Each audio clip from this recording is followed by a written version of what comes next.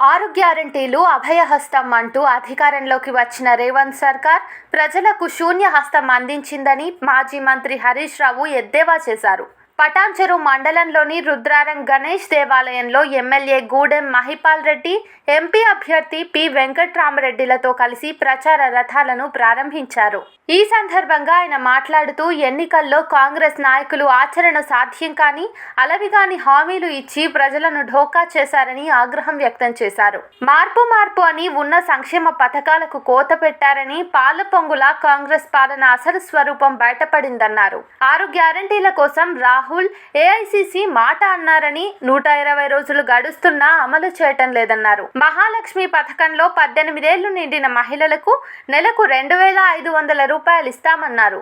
రాష్ట్రంలో ఉన్న 1.42 కోట్ల మంది మహిళలకు కాంగ్రెస్ బాకీ పడిందన్నారు. 42 లక్షల పింఛన్దారులు ఉన్నారని, వారికి నెలకు 4,000 ఎప్పుడిస్తారో చెప్పాలని డిమాండ్ చేశారు. నాడు నిరుద్యోగ భృతి ఇస్తామని రాహుల్, ప్రియాంక గాంధీ, రేవంత్ రెడ్డిలు మాట్లాడారని నేడు తోక ముడిచారన్నారు.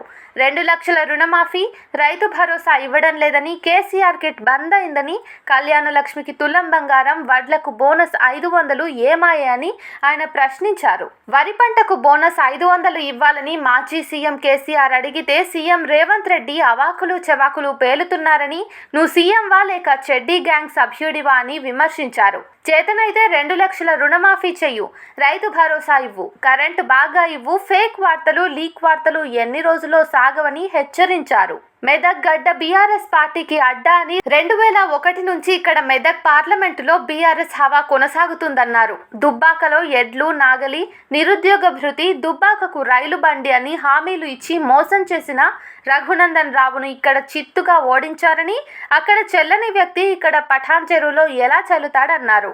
కాంగ్రెస్ అభ్యర్థి జాతకం మాకన్నా ఎక్కువ మీకే తెలుసన్నారు. కార్యక్రమంలో నర్సాపూర్ ఎమ్మెల్యే వాకిటి సునీతా లక్ష్మారెడ్డి, మాజీ ఎమ్మెల్యే సత్యనారాయణ తదితరులు పాల్గొన్నారు.